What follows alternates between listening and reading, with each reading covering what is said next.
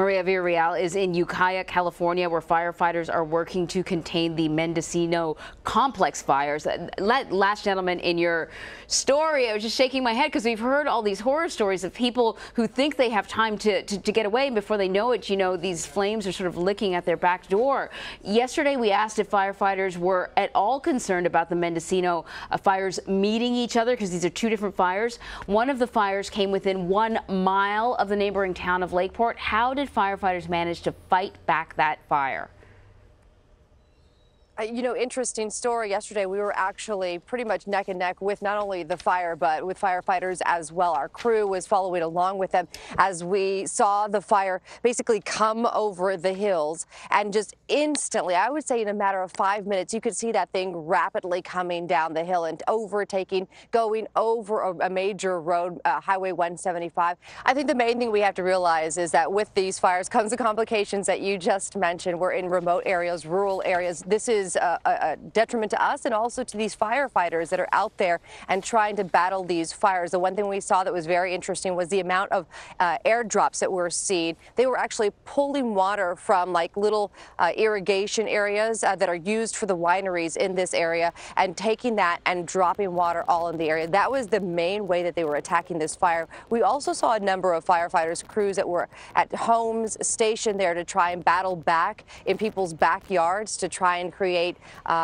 lines in the ground, and on top of that drop hoses. So there were a number of ways that they were able to kind of contain it to some extent, keep it from destroying more structures and also getting closer to the city. So a California fire spokesperson said evacuations this early are rare, and they don't even see fires like this until October. I mean, that is surprising to me, and so I wonder if that plays into why residents weren't ready to flee their homes. You know, I think the residents in most of these cases, as weird as it sounds, 365 is what those fire officials are telling us. That's the new norm for them. So for the most part, I will say they are not necessarily surprised by the news that wildfires are in their backyard. I think what was surprising about this one was how quickly so many fires burned or started to burn in the general area that we're talking about. So you had the car fire that was up north from here, about 3 hours driving distance. And then you had the Mendocino complex fires, which is the river and the ranch coming together, or being put together logistically. The fires never combined, but they were so close to each other that they were pulling resources from each other.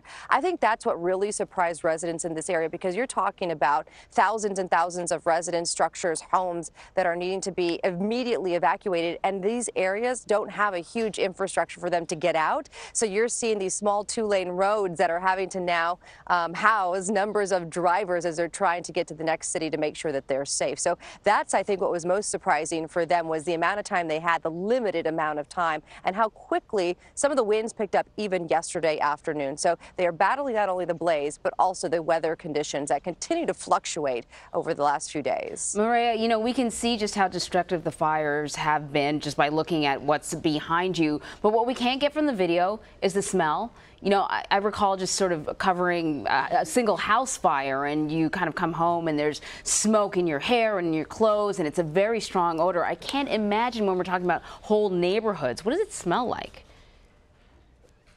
You know, it's so funny. I feel sorry for the people that have to sit next to us, whether it's at a hotel, at a restaurant, or even in our cars, because yes, that smell just permeates through your skin, through your hair, through your clothes. It gets through everything in your cars and your stuff. And you know, as you're looking at some of these wineries that are being impacted, those grapes will be singed with the smoke if they survive of these fires. As you can hear and see, clearly this is a major impact to the area. It'll be a while before the smoke kind of clears through here and kind of moves on, but the smell will linger. I mean, it's something that'll stick around in people's furnitures, in their house, in their walls for quite a while until they can get some fresh air through the area. Mireya Villarreal, thank you so much. Thanks, guys.